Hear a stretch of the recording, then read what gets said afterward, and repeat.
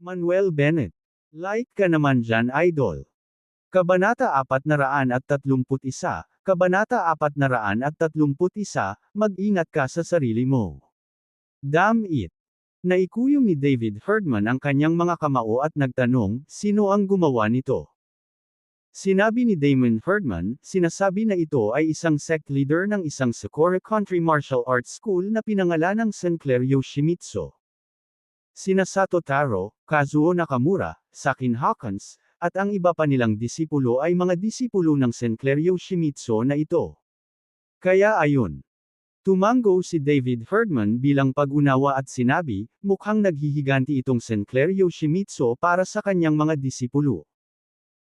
Kinagat ni Damon Herdman ang kanyang mga ngipin at sinabing, ang Sinclair Yoshimitsu na ito ay talagang napupuot.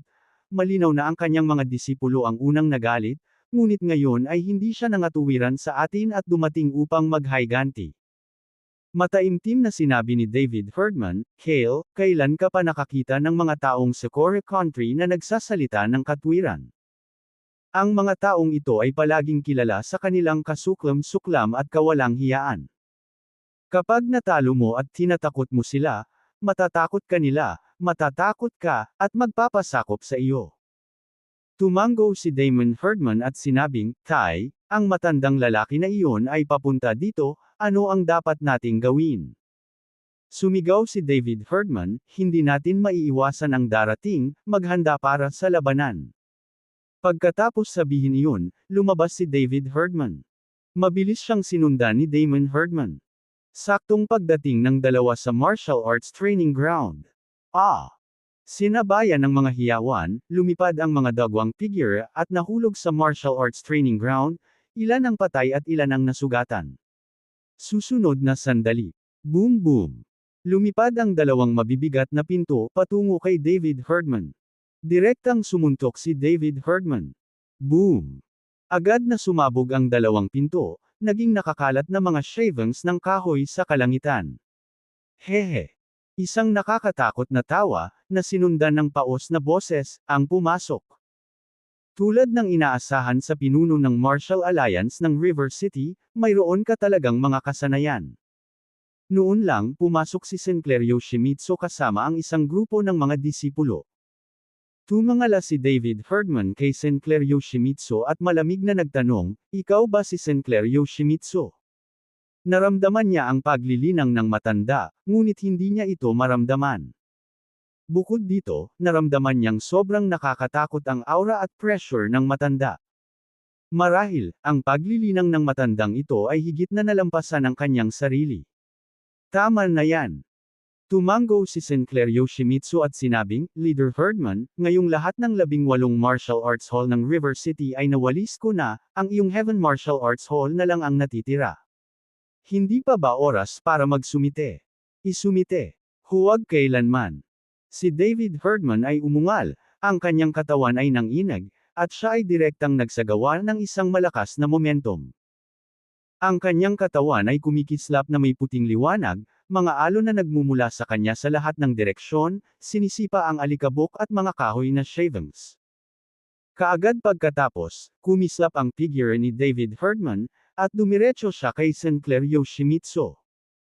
Puno ng pang-aalipusta ang mga mata ni Sinclair Yoshimitsu, at nginisyon niya, isang late-stage master lang ang nang-ahas na kumilos laban sa akin, sino ang nagbigay sa iyo ng lakas ng loob? Bago nahulog ang mga salita. Boom! Isang tunog ng pagsabog ng hangin ang umalangaw-ngaw. Direktang sinuntok ni David Herdman si Sinclair Yoshimitsu. Ngumisi si Sinclair Yoshimitsu at itinaas ang kanang kamay, hamampas ng palad sa likod. Sa isang hampas ng palad, ang nakasisilaw na lilang itim na liwanag ay pumuno sa hangin, tulad ng napakalaking puwersa. Sa isang iglap, pumalakpak. Nagbanggaan ang mga kamao at palad, na nagbunga ng parang kulog na tunog. Ang totoong chi ay kumalat, ang mga airwaves ay lumipad, ang lupa ay nag-crack, nakakatakot na hindi maihahambing. Akala ni David Herdman ay makakayanan niya ang palad ni Sinclair Yoshimitsu, ngunit hindi. Isang masakit na sigaw ang pinakawalan ni David Herdman, ang kanyang katawan ay parang sirang saranggola, lumilipad pabalik. Sa proseso ng paglipad pabalik, umalangaw-ngaw ang isang serye ng mga tunog ng pag-crack ng buto.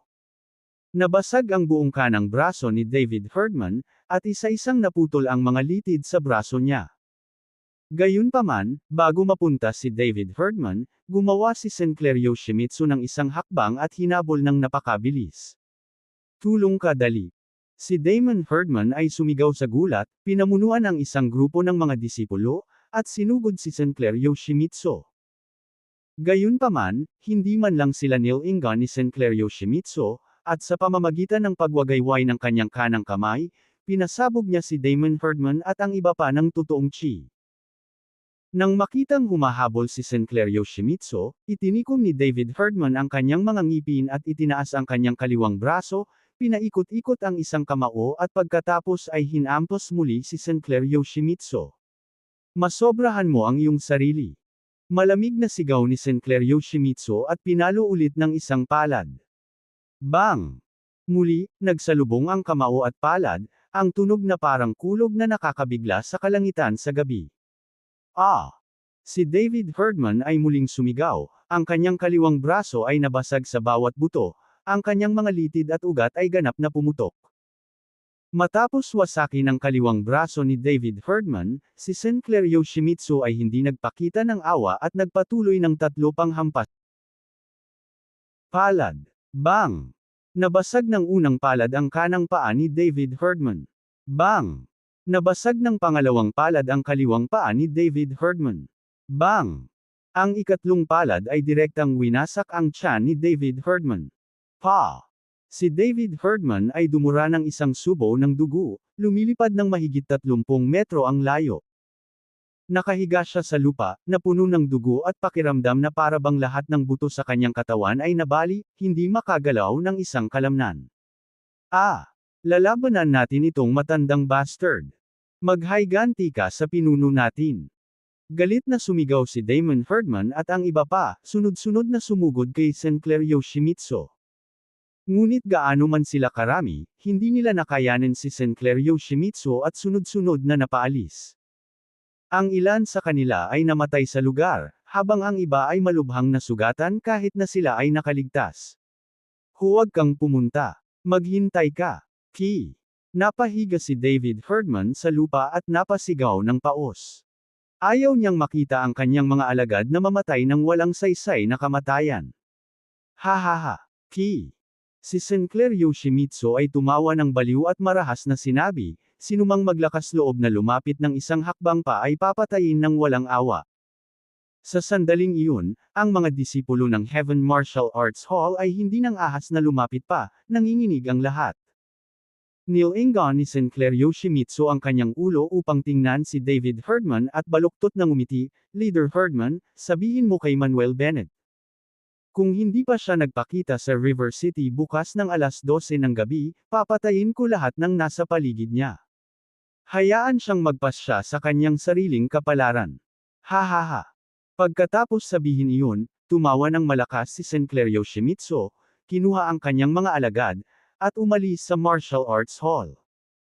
Sa sandaling umalis si Sinclair, si Damon Herdman at isang grupo ng mga disipulo ng Heaven Martial Arts Hall, kasama ang kanilang malubhang na sugatan na katawan, ay dumating sa tabi ni David Herdman. Tatay. Leader. Paos na sigaw ni Damon Herdman at ng iba pa, puno ng galit ang kanilang mga puso.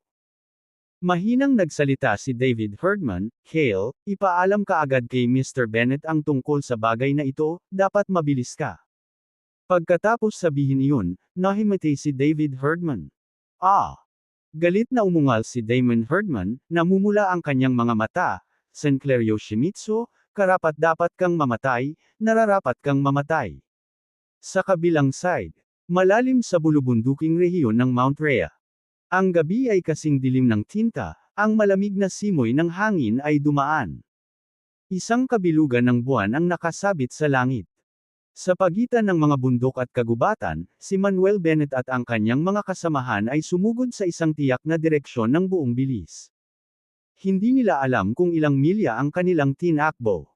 Huminto si Manuel Bennett at ang kanyang koponan. Nakatingin sa harapan. Mayroong nagtataasang mga bundok na may taas na kilometro, na umaabot sa mga ulap. Sa pagitan ng mga bundok na ito ay nakatayo ang 100 metrong taas ng bundok. Ang mga nakapaligid na bundok ay tila natural na mga hadlang, na nagpo-protekta sa mas maliit na bundok. Ha! Lam-ingaling si Natalie Lester sa paligid at nagtatakang nagtanong, ang address na ipinadala sa atin ng Pavilion Master ay nagsabi na narito ang 8 huge tower, ngunit bakit hindi natin ito makita? Kumunot ang noo ni Solomon Talbot, maaaring nagkamali ang Pavilion Master. Kabanata 432, Kabanata 432, nakatago ngunit hindi itinatago. Umiling si Lucy Franklin at sinabing, kami sa Hidden Dragon Pavilion ay matagal nang nag-iimbestiga, hindi kami maaaring magkamali.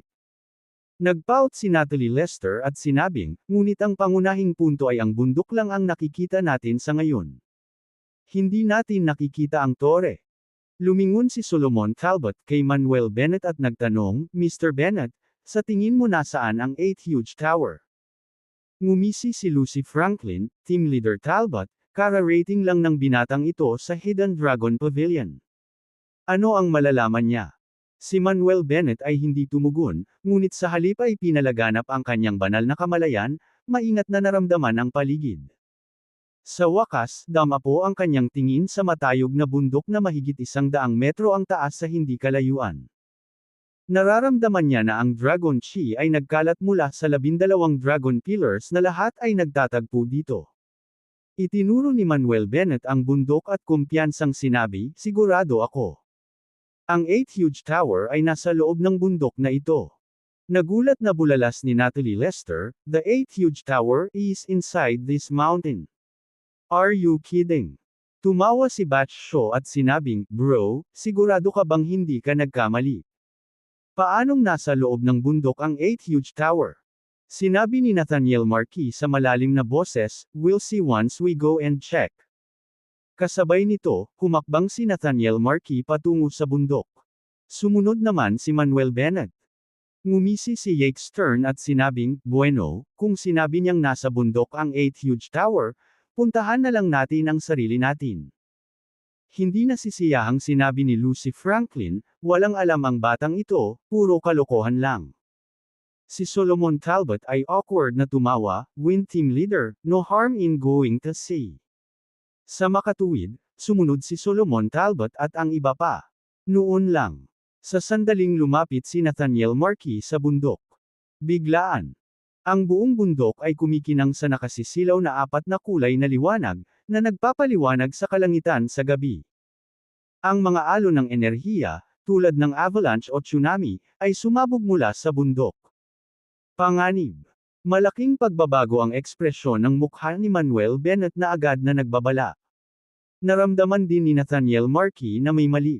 Sinubukan niyang umatras, ngunit huli na. Sa isang mapurol na kalabog, si Nathaniel Marquis ay direktang natangay ng enerhiyang alon na ito. Si Manuel Bennett ay nagmamadaling sumulong upang maging matatag si Nathaniel Marquis. Salamat, Mr. Bennett. Nagpasalamat si Nathaniel Marquis, naramdamang parang kumukulo ang chi at dugo sa kanyang katawan, halos magdulot sa kanya ng pagluwa ng dugo. Diyos ko, nasa loob ba talaga ng bundok ang 8 huge tower? Hindi napigil ang mapabulalas ni Natalie Lester. Ang ibang mga taong naruroon ay napalingon din kay Manuel Bennett. Ang kakaibang kababalaghan ngayon ay halos nakumpirma ang sinabi ni Manuel Bennett. Mr. Bennett, paano mo nalaman na nasa loob ng bundok ang 8 huge tower? Naguguluhang tanong ni Solomon Talbot. Sumagot si Manuel Bennett, noong nakaraan nang tayo ay nasa Heaven Village Square, naramdaman ko na ang Dragon Chi ng 12 Dragon Pillars ay lubhang naubos. Bukod dito, ang lahat ng Dragon Chi na ito ay lumundag sa bundok na ito. Kaya, maaari kong kumpirmahin na ang 8 huge tower ay nasa loob ng bundok. Nararamdaman mo rin ang pagkakaroon ng Dragon Chi. Tumingin si Lucy Franklin kay Manuel Bennett na may pagtataka sa mukha. Bagaman sa Geomancy Metaphysics mayroong ideya ng Chi Siyang. Ang mga nakakaunawa, kahit na nakikita, ang Chi ay mga nangungunang Feng Shui Masters. Kahit ang kanyang ama ay hindi magawa ito.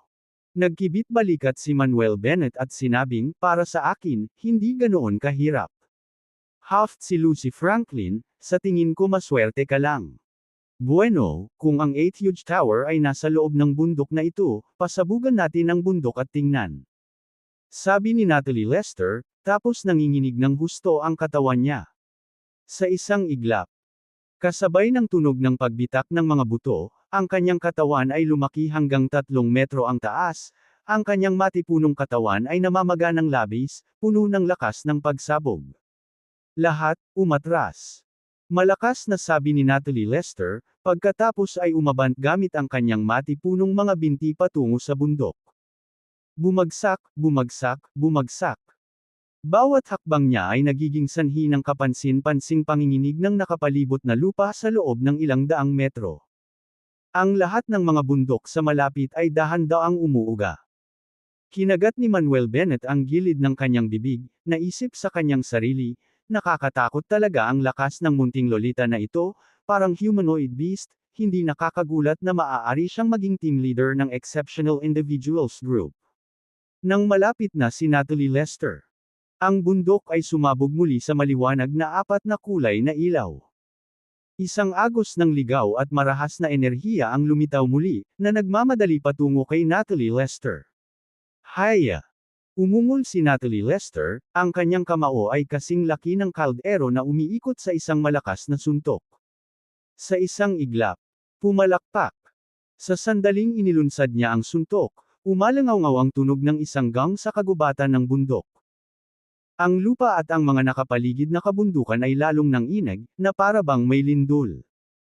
Gayunpaman, sa kabila ng malakas na suntok ni Natalie Lester, nabigo siyang basagin ang nagmamadaling enerhiya, pati na ang paggiba sa bundok. Ang marahas na enerhiya ay nagtutulak kay Natalie pabalik.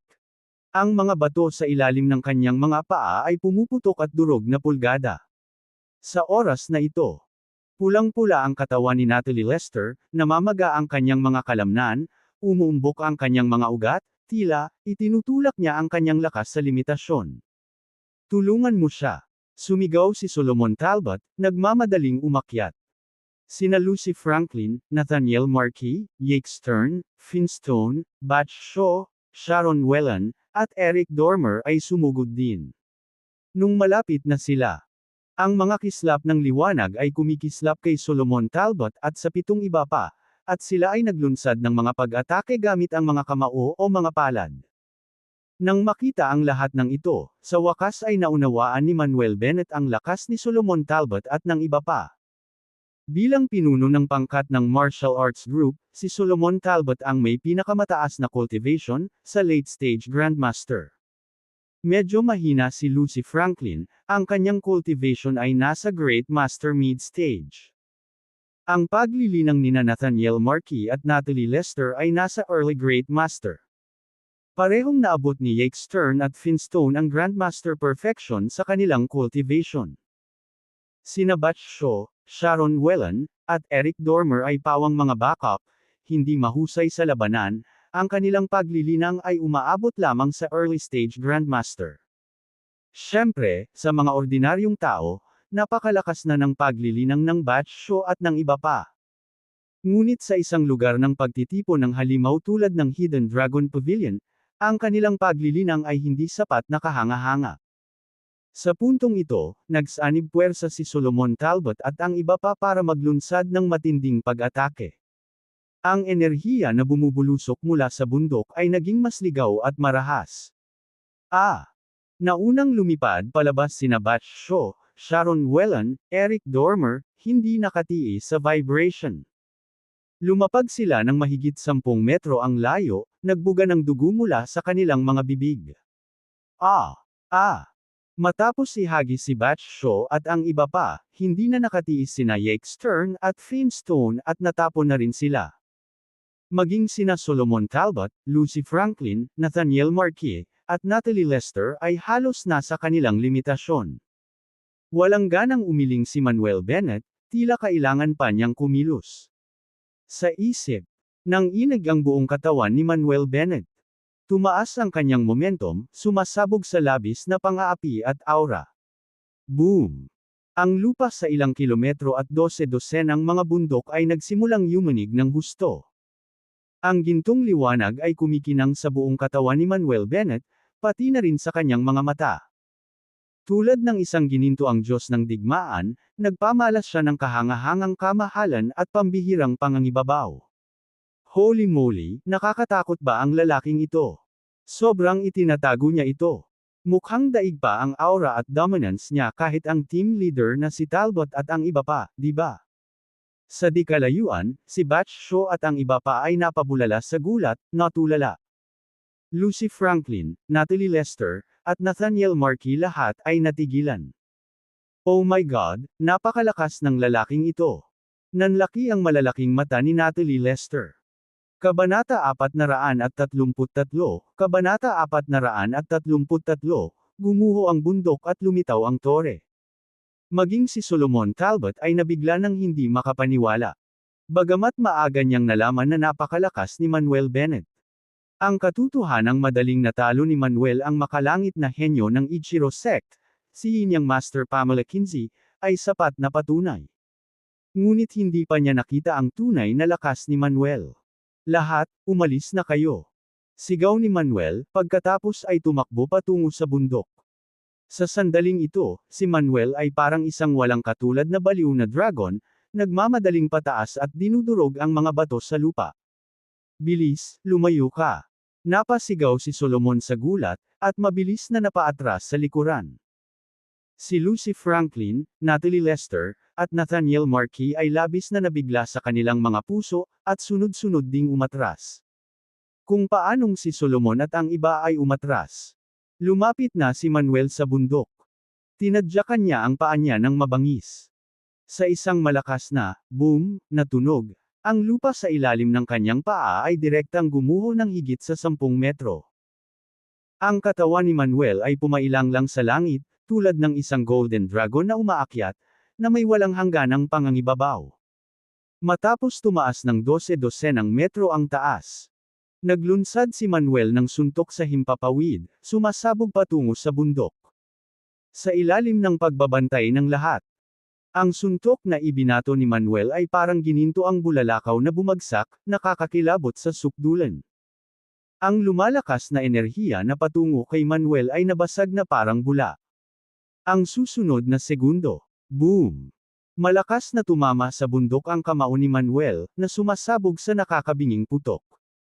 Habang ang suntok na ito ay pinakawalan. Boom, boom, boom. Ang buong bundok ay nagsimulang manginig ng walang tigil, na may mga bitek na patuloy na lumalabas sa ibabaw, na kumakalat sa lahat ng direksyon tulad ng sapot ng gagamba. Ang nakapalibot na lupa at kabundukan ay nayanig din ng mas marahas, nakakakilabot at nakagigimbal. Wala pang ilang minuto. Boom! Ang bundok na ito, na mahigit 100 metro ang taas, ay tuluyang gumuho.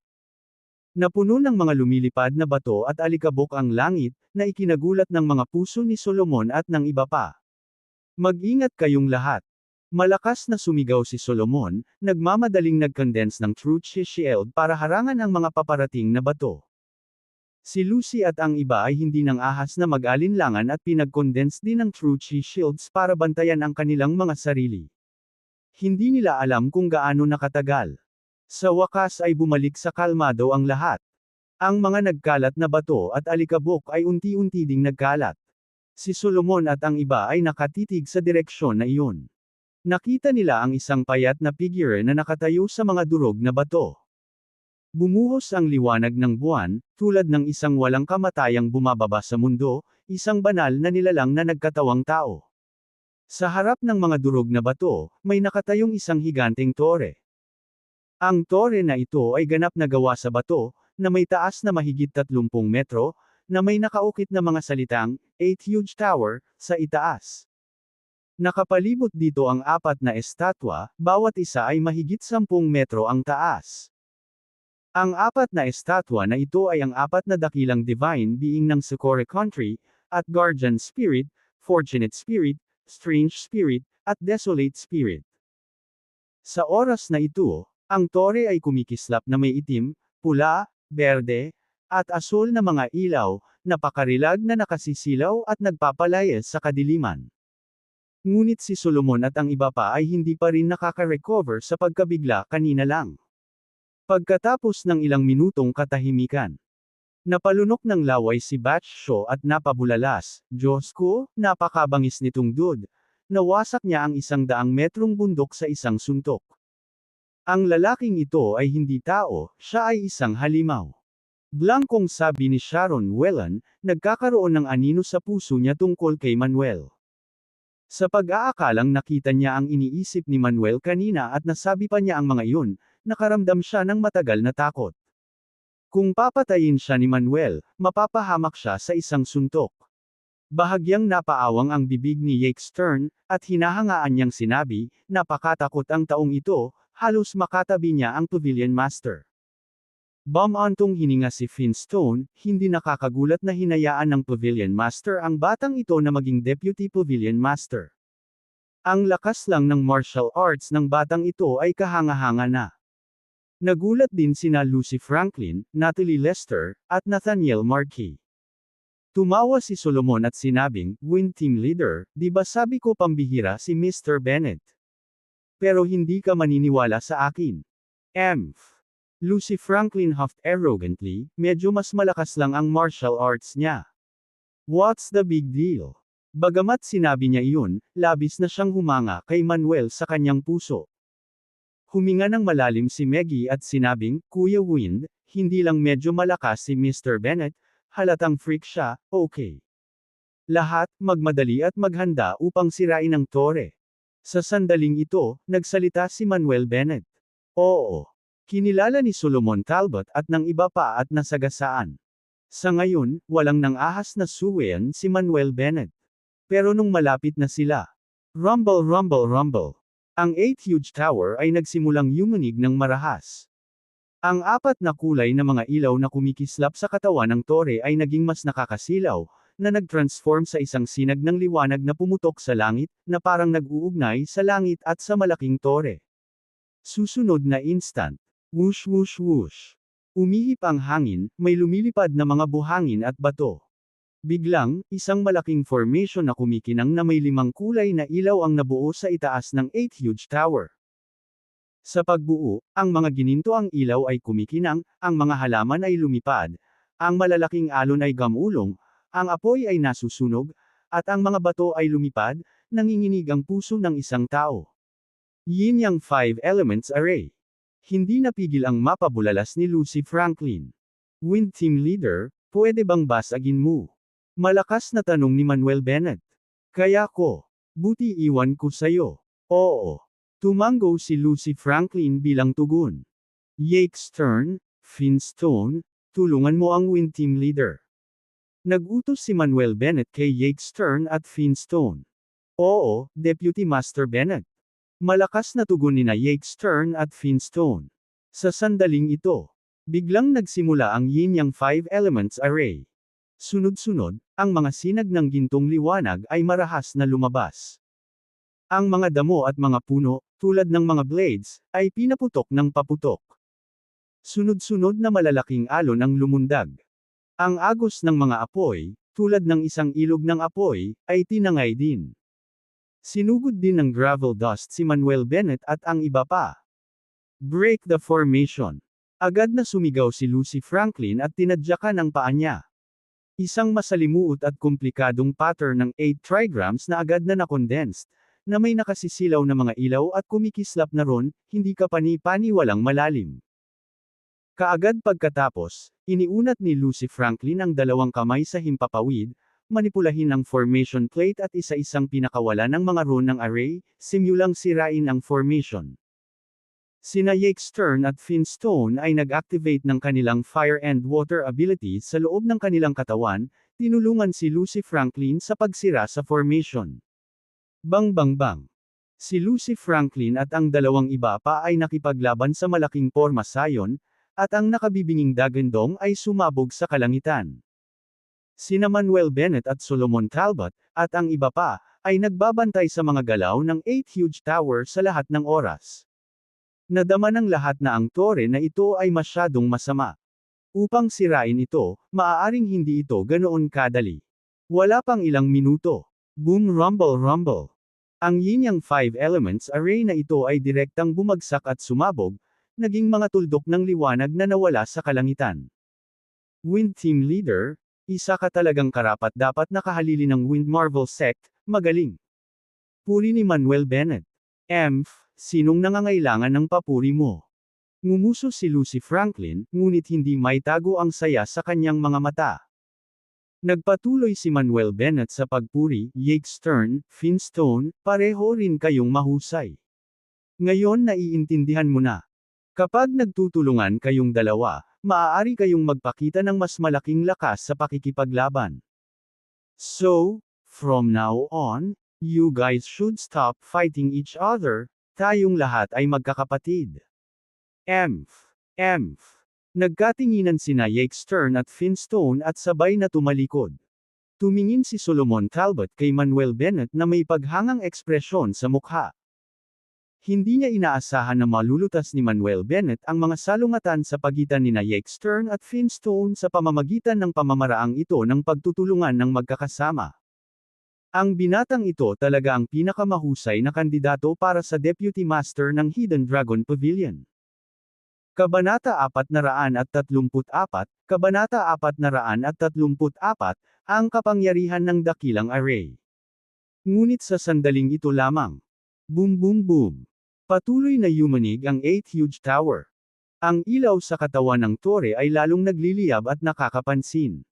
Bukod dito, sa pagyanig ng 8 huge tower, dalawa pang magagaling na hanay ang nabuo sa hugis. Yin Yang 4 Images Array, North 7 Stars Array. Malaking pagbabago ang mukha ni Lucy Franklin, paano nag-condense ang dalawa pang magagandang arrays. Malamig ang mukha ni Manuel Bennett, mukhang tama si Brother Moore, ang apat na nangungunang Yin Yang Master Sects ng Socorro Country ay naglagay ng serye ng Geomancy Kill Arrays sa ibabaw nitong 8 huge tower. Lahat, mag-ingat at sirain ang hanay ng sama-sama. Oo. Tumugon si Lucy Franklin at ang iba pa sa isang matunag na boses. Sa sandaling ito, itinuring na ng lahat si Manuel Bennett bilang kanilang backbone, at tinanggap nila siya bilang Deputy Pavilion Master sa kanilang mga puso. Sa makatuwid, handa silang lahat na sundin ang utos ni Manuel Bennett. Sa sandaling ito lang, na-activate ang double arrays. Sa Yin Yang 4 Images Array, apat na malalaking multo ang tumayo, ang Azure Dragon, White Tiger, Vermilion Bird, at Black Tortoise, ang apat na dakilang sinaunang Divine Beast Phantom. Roar dagandong dagandong dagandong. Kasabay ng sunod-sunod na tunog ng dagandong. Ang apat na Divine Beast Phantom ay sumugod na baliw patungo kay Manuel Bennett at sa iba pa. Sa North 7 Stars Array, mayroong 7 grupo ng liwanag na kumikislap, na parang katumbas ng 7 bituin ng Tianchu, Tianshuan, Tianji, Tianquan, Yuheng, Kaiyang, at Yaoguang. Ang North 7 Stars Array ay nagpalabas ng 7 nakakatakot na light beam, dumiretso patungo kay Manuel Bennett at iba pa. Break the array. Counterattack. Sigaw ni Manuel Bennett. Oo. Sabay-sabay na tumugon si Solomon Talbot at ang iba pa, nagsimulang masira ang hanay at maglunsad ng counterattack. Patuloy na manipulahin ni Lucy Franklin ang array disk, naglulunsad ng serye ng rune at pinipigilan ang mga pag-atake. Si Solomon Talbot at Natalie Lester at iba pa ay baliw ding naghahadyas ng mga suntok at pag-indayog ng mga palad, gamit ang martial arts at special abilities para maglunsad ng matinding pag-atake. Patuloy ding nagsusuntok si Manuel Bennett, inaatake ang apat na dakilang Divine Beast Phantom na sumugod sa kanya at ang 7 light beam na sumabog. Tumpak talon-talon. Boom boom boom. Walang tigil na umalangaw-ngaw ang epekto at pagsabog na nakakasira ng lupa, na kumakalat ng milya-milya. Sa ilalim ng mabangis na magkasanib na pag-atake ni Manuel Bennett at ng iba pa, ang umaataking apat na dakilang Divine Beast Phantom at ang sumasabog na 7 light beam ay sunod-sunod na nabasag. Ang double array na ito ay hindi rin makatagal ng matagal, at patuloy itong nag-crack. Hindi man lang lumipas ang ilang minuto. Dumagundong. Ang double array na ito ay ganap na nabasag, nagiging langit na puno ng liwanag at nagwawala sa kalangitan. Gayunpaman, nang maisip ni Manuel Bennett at ng iba pa na ang lahat ng mga array na inilagay sa 8 huge tower ay nawasak. Biglaan. Boom boom boom. Ang buong 8 huge tower ay yumanig ng mas marahas, at ang enerhiyang ibinuhos nito ay hindi mabilang na mas nakakatakot kaysa dati. Ang liwanag sa katawan ng tore ay mas makinang at nakasisilaw, na ikinagulat ni Manuel Bennett at ng iba pa. Sa pagyanig ng 8 huge tower, ang isa pang mahusay na array ay condensed sa hugis. Netherworld Blood River Array, 9 Yin Soul Gathering Array, 12 Origin Array of Constellations. Si Lucy Franklin ay nagbigkas ng isang natigil ang boses, ganap na natulala. Akala niya ay may tatlong magagandang hanay lamang na nakalagay sa ibabaw ng 8 huge tower, ngunit hindi niya inaasahan na magkakaroon pa ng tatlo. Bago niya matapos ang kanyang mga salita, nakakagulat ang lahat. Matapos makondensed ang tatlong mahusay na array, tatlong mas mahusay na array ay nakondensed muli. Paano ito posible? Paano lumitaw ang tatlo pang mahusay na hanay? Bulalas ni Lucy Franklin na halos mabaliw. Siya ay labis na sabik at sinabi, lahat, alam ko ang unang tatlong mahusay na hanay, ngunit hindi ko alam ang huling tatlong mahusay na hanay. At kahit na para sa unang tatlong mahusay na array, wala akong paraan upang sirain ang mga ito.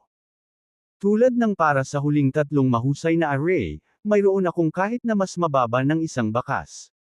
So anong gagawin natin ngayon? Sa isang iglap, nakasimangot sina Solomon Talbot at Natalie Lester, ramdam ang hirap.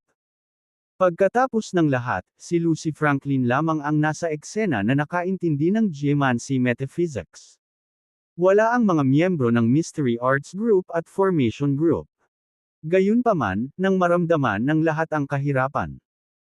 Tila may naisip si Solomon Talbot at lumingon kay Manuel Bennett, sinabing, Deputy Master Bennett, hindi mo ba alam ang geomancy metaphysics? Nakikilala mo ba ang tatlong hanay sa likod nito, at maaari mo bang sirain ang 6 na hanay na ito? Kaya, pagkatapos ng pagganap ni Manuel Bennett ngayon, kinilala ni Solomon Talbot si Manuel Bennett. Hindi na niya tinukoy si Manuel Bennett bilang Mr. Bennett ngunit direktang tinawag siya bilang Deputy Master Bennett. Itinuring niya si Manuel Bennett bilang isang pag-iral bilang iginagalang bilang Boris Moore. Si Lucy Franklin at ang iba ay namangha sa mga salita ni Manuel Bennett. Ngayon pa lang nila nakita ang husay sa martial arts ng binatang ito. Hindi kaya alam din ng binatang ito ang geomancy metaphysics. Bahagyang ngumiti si Manuel Bennett, sinabing, natural kong alam ang mga pangalan ng tatlong hanay na ito sa likod. Sila ang 9 Palaces Lokang Root Array, Heaven and Earth Ceiling Array, at 6 Paths Reincarnation Array. Diyos ko, Deputy Master Bennett, alam mo talaga ang geomancy arrays. Natigilan si Natalie Lester. Ang isang pakiramdam ng pag-asa ay lumitaw din sa mga mata ng iba. Oo naman. Tumango si Manuel Bennett, nakangiti, hindi ko lang alam, ngunit alam ko rin kung paano ito sirain. Imposible. Paulit-ulit na umiling si Lucy Franklin, kahit ako ay hindi alam kung paano sirain ang 6 na hanay na ito, paano mo malalaman? Ha ha ha. Natatawang sabi ni Manuel Bennett, Wind Team Leader, manood ka lang. Dahil hindi pa bumabagsak ang boses. Sabay-sabay na nagsimula ang 6 na arrays. Umakyat ang mga alon ng dugo. 10,000 malisyosong kaluluwa ang umatake. 12 larawan ng mga konstelasyon, o Chinese zodiac, ang umatake. 9 na kadena na may nakasulat na runang Qin Palace, Con Palace, East Palace, Xin Palace, Central Palace, Xin Palace, Li Palace, Kun Palace, at South Palace ay umungal.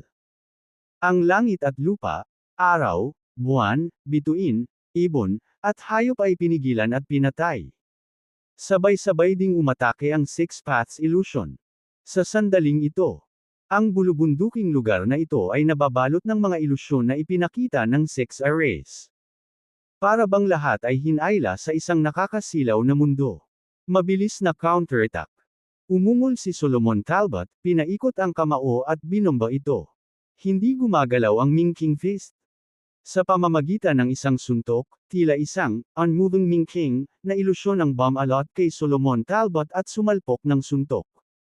Nang inag si Lucy Franklin, tumataas ang kanyang momentum, at kumikislap ang liwanag.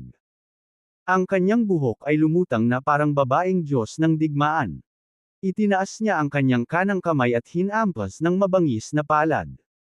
Pre-Celestial 8 Trigrams Palm. Nang ihagis ang palad, dinurog ito ng isang misteryosong likas na 8 trigrams diagram na nakaukit sa palad. Makapangyarihang Diyos kamao.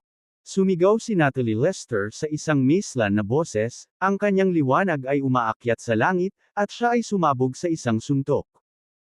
Ang iba ay tumaas din ang kanilang momentum at naglunsad ng mabangis na pag-atake. Boom! Walang katapusang mga tunog ng banggaan at pagsabog. Parang sumabog ang mga kulog sa bulubunduking lugar na ito, nakakakilabot. Gayunpaman, gaano man kabagsik ang pag-atake ni Solomon Talbot at ng iba pa, hindi pa rin nila nagawang basagin ang pagsalakay ng 6 na hanay na ito. Kung tungkol sa pagsira sa 6 na hanay, ito ay mas imposible. Bago pumunta dito, akala nila ay simple lang ang gawain, ngunit sinong makakaalam na ang hirap ng gawain ay higit pa sa kanilang imahinasyon. Kung paanong sila ay nakikipagpunyagi sa mga counter-attacks. Malakas na tinapakan ni Manuel Bennett ang isang tumpok ng mga bato sa ibaba, nagpalabas ng dagandong. Wind Marvel Sect. Sa isang iglap. Isang napakasalimuot, misteryoso, at malalim na gininto ang innate 8 trigrams diagram ang lumitaw sa ilalim ng mga paa ni Manuel Bennett. Kabanata 435, Kabanata 435, ang hari sa pagitan ng langit at lupa. Alam mo rin ang Wind Empress Strange Gate skill. Nang makita ito, hindi napigilan ni Lucy Franklin na mapasigaw sa gulat. Tinitigan niya si Manuel Bennett ng blanco, ang buong pagkatao niya ay natulala. Hindi niya inaasahan na ang lalaking nauna sa kanya ay hindi lang marunong ng martial arts kundi nakakaintindi rin ng geomancy metaphysics. Higit sa lahat, nakikita niya na ang Wind Empress Strange Gate skill na ipinakita ni Manuel Bennett ay maraming beses na mas malakas kaysa sa kanya. Kahit ang sarili niyang ama ay hindi siya kayang pantayan. Marahil ang lolo at matatanda lamang ng kanyang pamilya ang maaaring makipagkompetensya sa kanya. Pagkatapos ipakita ang Wind Empress Strange Gate skill, malakas na sinabi ni Manuel Bennett, Wind Team Leader, ang Wind Empress Strange Gate skill ay isang spell na umaabot sa langit na kumukuha ng Mythgate Invisible Shield, Pre-Celestial 8 Trigrams, at Tai Profound Books bilang core nito. Kapag ginawa ko ito sa ibang pagkakataon, panoorin itong mabuti, dahil malaki ang maitutulong nito sa iyo sa pag-unawa sa mas malalim na pamamaraan ng Wind Empress Strange Gate. Manam. Malakas na tumanggo si Lucy Franklin, masyadong nasasabik na malaman kung ano ang gagawin. Alam niyang isa itong magandang pagkakataon para sa kanya. Kung maaagaw niya ito, ang pagkaunawa niya sa Wind Empress Strange Gate skill ay aabot sa mas mataas na antas. Sa sandaling ito, si Manuel Bennett ay nakatayo sa gitna ng ginintoang Pre-Celestial 8 Trigrams, na mukhang pinuno ng langit at lupa, ang hari ng lahat ng nilikha. Binuksan ni Chin ang langit sa hilagang kanluran, binasag ni Kun ang lupa sa timog kanluran. Shin. Kun. Si Manuel Bennett ay umungal at iniunat ang dalawang kamay, sabay-sabay na minamanipula ang dalawang direksyon ng Pre-Celestial 8 Trigrams Formation.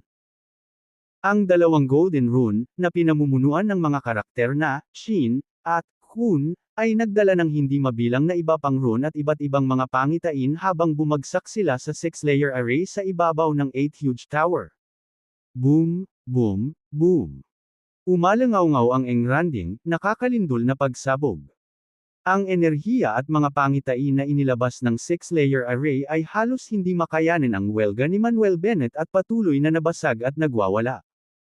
Hindi ko akalain na ang geomancy metaphysics ni Deputy Master Bennett ay magiging napakalakas, ito ay masyadong hindi kapanipaniwala. Deputy Master Bennett, simula ngayon, idol ko na kayo.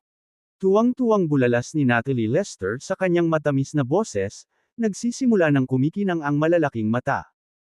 Ngumisi si Batch Shaw, team leader, di ba sabi mo idol mo si Master Moore?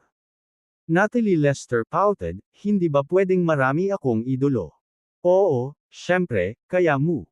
Paulit-ulit na tumango si Batch Shaw, how could he dare to say no to this muscular woman? Gayunpaman, hindi lang si Natalie Lester kundi ang lahat ng iba pa ang labis na nagulat at mas humanga sa pagganap ni Manuel Bennett. Lalo na si Lucy Franklin, na sa sobrang tuwa ay nanginag ang buong katawan. Naiintindihan niya ang geomancy metaphysics at naging tagapagmana ng Wind Empress Strange Gate skill. Kaya, malinaw na alam niya kung gaano kalalim at kalakas ang Wind Empress Strange Gate skill na ipinakita ni Manuel Bennett. Pinaputol ng timog ang timog kanlurang tubig, sinira ni Zin ang hanging timog silangan. Timog. Zin. Tulad ng lahat ay natigilan, ang boses ni Manuel Bennett ay umalangaw muli, at ipinagpatuloy niya ang pagmamanipula sa pre-celestial 8 trigrams formation. Nakita nila ang mga gintong karakter na, South, at Zin, na nangunguna, na namumuno sa hindi mabilang na mga ron at ilusyon habang sinisira nila ang lahat sa kanilang landas. Sa sandaling ito, si Manuel Bennett ay parang commander ng isang malawak na hukbo, walang kapantay at nangingibabaw. Ang silangan ay sumasakop sa hilagang silangan ng mga bundok, si Zin ay nakaharap sa 4 na kulog sa silangan. Silangan. Zin. Pinapuno ni Lee ang tunay na apoy sa timog, tinatakpan ni Khan ang 6 na tubig sa hilaga. Lee. Khan. Ang boses ni Manuel Bennett ay patuloy na umaalingaw sa bulubunduking lugar, nakakabinging malakas. Ang pre-celestial 8 trigrams formation sa ilalim ng kanyang mga paa ay kumikislap na may mas nakakasilaw na gintong liwanag. Walang tigil ang pag-ikot ng formation, maraming ron ang pumupuno sa kalangitan tulad ng mga nakakalat na bituin, na sumasakop sa lugar. Ang lahat ng misteryo ng langit at lupa ay nadurog din dito. Ang mahusay na hanay na inilagay sa ibabaw ng 8 huge tower ay hindi na makahawak at sumabog ng sunod-sunod na layer. Kapag nag-overlap ang 8 trigrams, gumagawa sila ng 64 na hexagram na lumilikha ng napakaraming phenomena. Habang nilikha ng langit at lupa ang yin at yang, tiyak na mananaig ang matulin na kulog at hangin. Kapag nag-uugnay ang mga bundok at ilog, lumilikha sila ng hangin. Ang tubig at apoy ay pumipigil sa isa't isa sa pananakit. Boom! Sinasabayan ng sunod-sunod na tunog ng pagsabog na nanginginig sa lupa at umiiyak na multo. Ang lahat ng magagandang hanay na inilagay sa 8 huge tower ay gumuho, sumabog, at naglaho. Hanggang sa nawala ang pre-celestial 8 trigrams array sa ilalim ng mga paa ni Manuel Bennett. Umaalingaw pa rin ang kanyang boses sa kagubatan ng bundok at sa pandinig ni Solomon Talbot at ng iba pa. Tumitig si Lucy Franklin kay Manuel Bennett, puno ng paghanga at pagsamba ang mga mata. Ang martial arts at geomancy metaphysics na ipinakita ni Manuel Bennett ay lubusang nasakop siya. Wind Team Leader, gaano mo naintindihan? Lumingon si Manuel Bennett at nagtanong. Magalang na sumagot si Lucy Franklin, Deputy Master Bennett, kulang ang aking pangunawa, at wala pang 30% ang nahawakan ko. Bahagyang ngumiti si Manuel Bennett at sinabing, Wind Team Leader, hindi mo kailangang maliitin ang iyong sarili. Ang iyong pangunawa ay talagang mahusay. Bukod dito, napakabata mo pa. Ang iyong mga tagumpay sa hinaharap ay walang limitasyon. Patuloy na intindihin, dahil ito ang tanging paraan para maging isang nangungunang Geomancer Master. Tatandaan ni Renata ang mga turo ni Deputy Master Bennett. Iniyuko ni Lucy Franklin ang kanyang mga kamay bilang pagpupugay. Napatulala si Solomon Talbot at ang iba pa. Hindi pa nila nakita si Lucy Franklin na napakagalang sa sinuman. Kahit na may sinabi si Master Moore na hindi niya nagustuhan, sasagutin pa rin niya. Gayunpaman, ngayon ang saloobin ni Lucy Franklin kay Manuel Bennett ay mas magalang kaysa kay Master Moore. Ito ay simpleng hindi kapanipaniwala.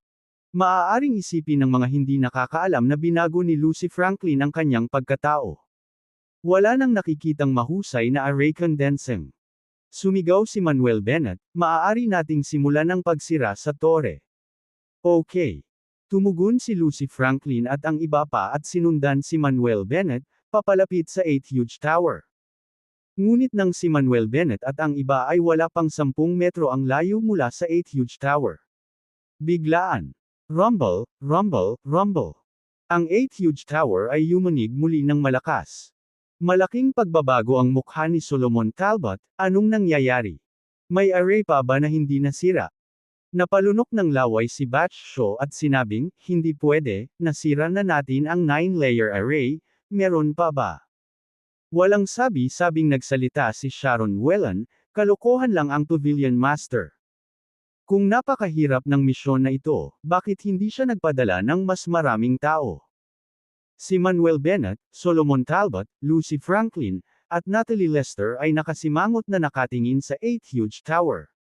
Sa sandaling ito, sa pagyanig ng 8 Huge Tower, nakita nila ang mga estatwa sa paligid ng 8 Huge Tower, na mahigit 100 metro ang taas, na kumakatawan sa Harmony, Fortune, Mystery, at Wilderness ay biglang nagsimulang gumalaw.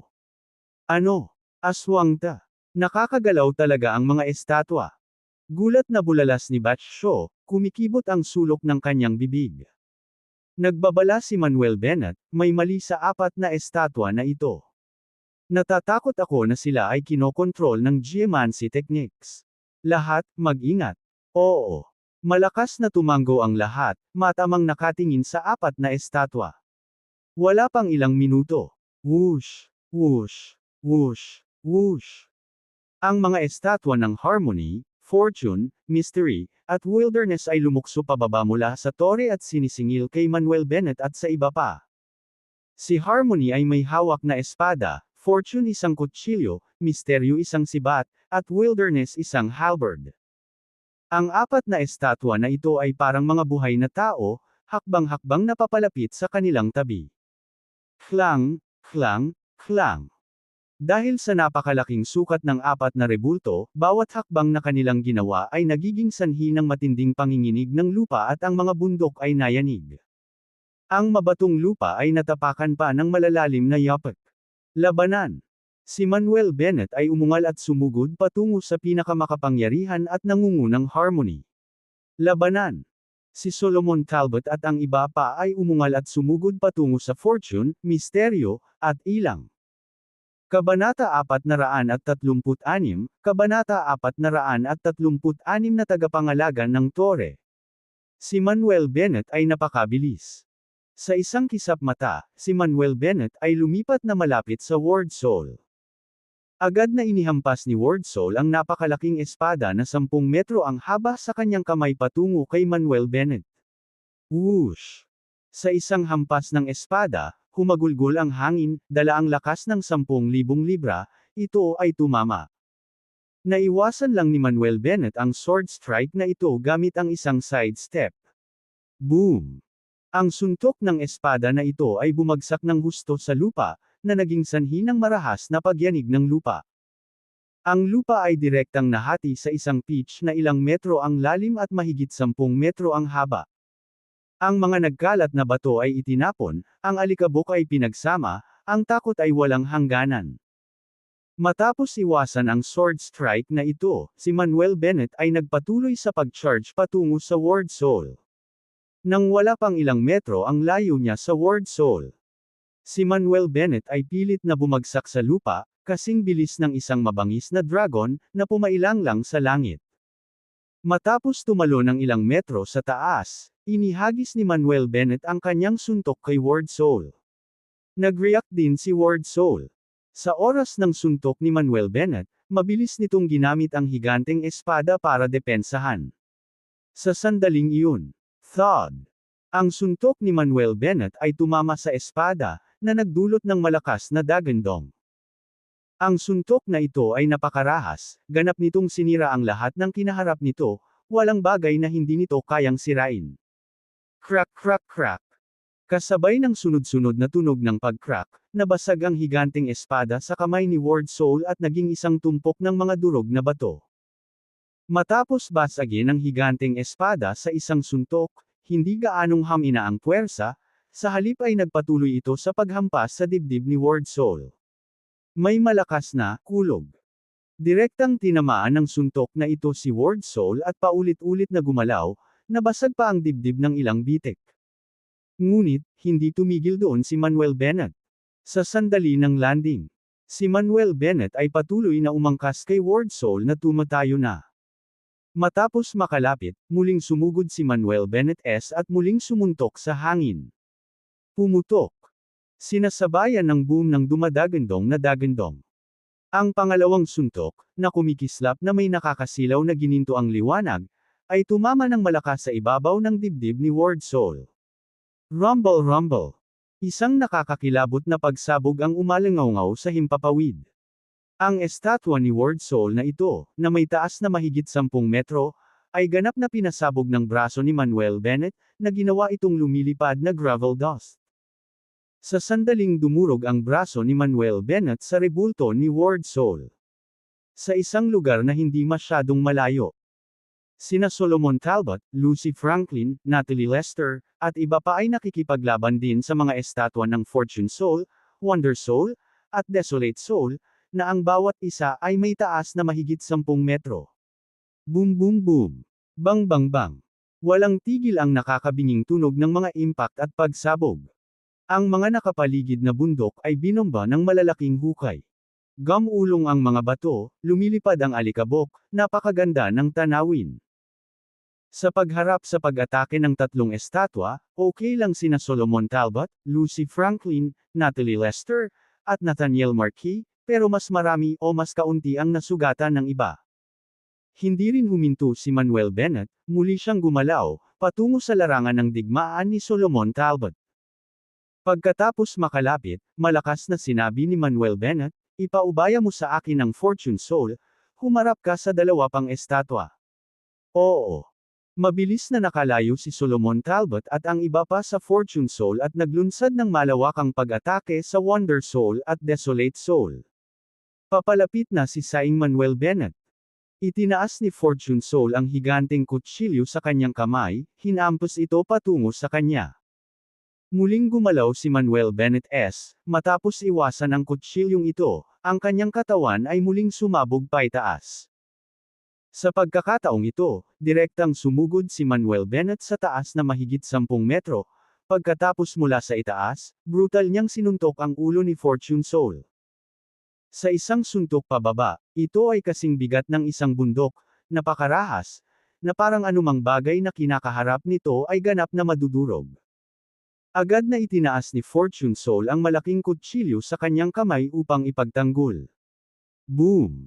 Ngunit ang dambuhalang kutsilyo sa kamay ng Lucky Soul ay hindi makatayo laban sa suntok ni Manuel Bennett, at sa isang iglap ay naputol ito. Kasunod nun, thud! Ang suntok ni Manuel Bennett ay patuloy na galit na bumaba, na damapos sa ibabaw ng ulo ni Lucky Soul.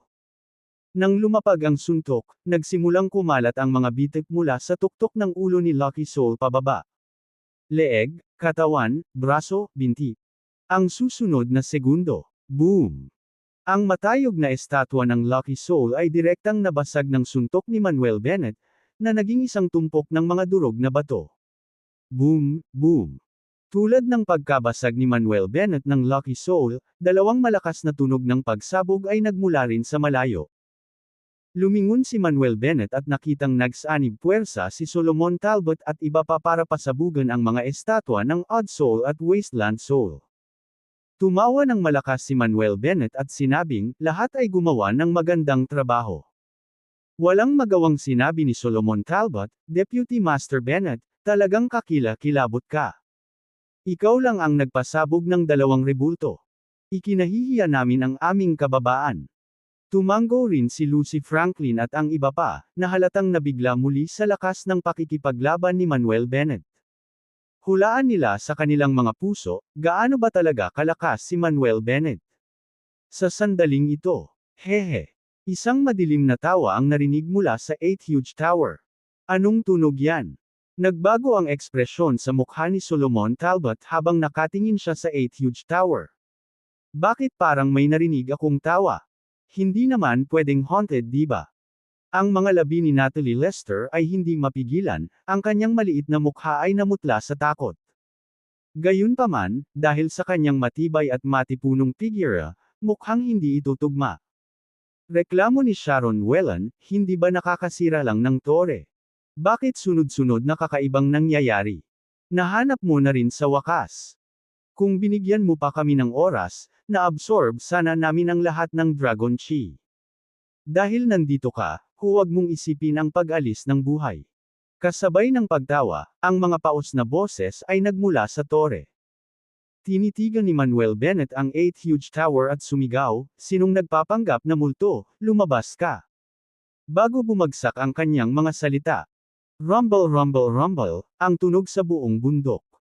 Unti-unting bumukas ang 4 na pintong bato sa ibabaw ng 8th huge tower na orihinal na sarado. 4 na figure ang lumabas sa 4 na pinto. Ang lumabas mula sa mga pintuan ay 4 na matatanda, bawat isa ay may iba't ibang anyo, nakasuot ng maraming kulay na mahabang damit, mga mukha na nababalot ng panahon, at kulay abong buhok. Bukod dito, ang 4 na matatandang ito ay naglabas ng malakas na pressure at aura, malinaw na hindi sila ordinaryong tao. Damn! May tao pa ba talaga dito sa tower? Hindi napigilan ni Batch Shaw na mapasigaw. Nagulat din si Natalie Lester, hindi tama, hindi sinabi sa amin ng Pavilion Master na may tao sa tore. Seryosong sinabi ni Solomon Talbot, natatakot ako na hindi alam ng Pavilion Master na may mga tao sa tore. Natigilan din ang ibang naruroon. Halatang nagulat ang lahat na may mga tao sa tore na ito. Kahit si Manuel Bennett ay hindi umasa, at hindi man lang naramdaman. Ngunit may katuturan din ito dahil ang 8th huge tower ay nababalutan ng mabibigat na porma sayon, kaya naman maaaring maitago ang aura ng 4 na matatandang ito. Kinaikit ni Manuel Bennett ang kanyang mga mata at malakas na nagtanong, "Sino ka?" Isang elder na nakasuot ng itim na damit ang sumagot ng matatas na wika ng bansang silangan at nakakatakot na ngiti, "Ako si Anton Chizoro, isang elder ng Socorro Country Shinto Sect. Ako si Noah Kinze, elder ng Ichiro Sect. Ako si Bill Monroe, elder ng Prime Origin Sect. Ako si Ito Hiroki, elder ng Seven Stars Sect." Sunod-sunod ding nagsalita ang 3 pang matatanda.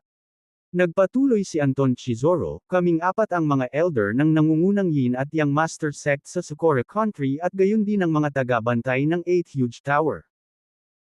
Bulalas ni Noah Kinze, binabantayan namin ang lugar na ito upang maiwasan ang sinuman na sirain ang 8th huge tower, sumipsip ng Dragon Chi ng East Nation, at ilipat ito sa aming pangunahing tore sa Socorro Country, at sa gayon ay makinabang ang publiko ng Socorro Country sa loob ng 1,000 henerasyon. Kabanata 437, Kabanata 437, papatayin kayong lahat na parang katay ng baboy at aso. Nang marinig ang mga salita ni Noah Kinze, nanlamig ang mga mukha ni Manuel Bennett at ng iba pa. Ang mga taong ito ay talagang may mga mapanlinlang na ambisyon, kahit na gumagawa ng gayong mga plano. Sa kabutihang palad, natagpuan nila ang 8th huge tower, kung hindi, magkakaroon talaga ng malaking problema. Tinitigan ni Bill Monroe si Manuel Bennett, same time na sinabi, "Anak, hindi ka talaga simple. Hindi lamang namumukod tangi ang iyong lakas ng martial arts, ngunit ang iyong kaalaman sa geomancy metaphysics ay napakalalim din. Kung hindi dahil sa iyo, imposibleng mag-isa lang ang mga lalaking iyon na masira ang 9-layer array. At hindi nila mapipilit kaming 4 na magpakita. Ito Hiroki ay nanunuya, gayunpaman, karangalan mong mamatay sa aming mga kamay ngayong gabi."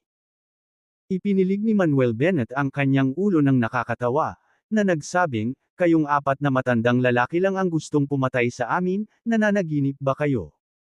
Walang hiya." Galit na sumigaw si Anton Chizoro, "Anak, alam mo ba ang sinasabi mo? Nakapasok na kami ni Kuya Kinze sa Early Martial Saint. Nakapasok na rin sina Brother Monroe at Brother Hiroki sa Grandmaster Great Perfection. Sa tingin mo ba mapapatay namin kayo?" Si Noah Kinze, Bill Monroe, at Ito Hiroki ay lahat ay tumingin kay Manuel Bennett at sa iba pa nang nanunuya. Mapanlate ang kanilang mga titig, na para bang nakatingin sa isang grupo ng mga patay. Narinig ang mga salita ni Anton Chizoro. Biglang nagbago ang mukha ni Solomon Talbot at ng iba pa. Napakataas ng kultibasyon ng apat na matandang lalaki na ito, dalawang maagang martial saints, dalawang grandmaster great perfections. Grabe, baka hindi natin sila kalaban. Kung narito ang mga elder ng Hidden Dragon Pavilion natin, hinding-hindi nila kukonsintihin ang ganitong pagmamataas mula sa mga hamak na ito. Si Solomon Talbot at ang iba ay nagdikit ang kanilang mga ngipin at nagsalita, ang kanilang mga mata ay puno ng pagkabalisa at pagkabalisa. Pagkatapos ng lahat, sa kanilang lahat, ang pinakamataas na cultivation ay ang late stage master lamang. Tumingin si Solomon Talbot kay Manuel Bennett at sinabing, Deputy Master Bennett, ano ang dapat nating gawin ngayon? Atras muna tayo, magtipon ng mas maraming tropa at pagkatapos ay haharapin ang apat na matandang lalaki. Napatingin din ang iba kay Manuel Bennett, naghihintay ng kanyang desisyon. Ano, gusto mong tumakas? Ngumisi si Anton Chizoro, sa tingin mo makakatakas ka na ngayon. Panunuyading sinabi ni Bill Monroe, kung hindi ka pumunta, baka walang nangyari. Pero kailangan mo lang pumunta dito para mamatay, kaya sino ang masisisi mo? Ha ha ha. Humagalpak din ng tawa sina Noah Kinsey at ito Hiroki. Anong tinatawa-tawa mo? Sinong nagsabing tatakbo tayo?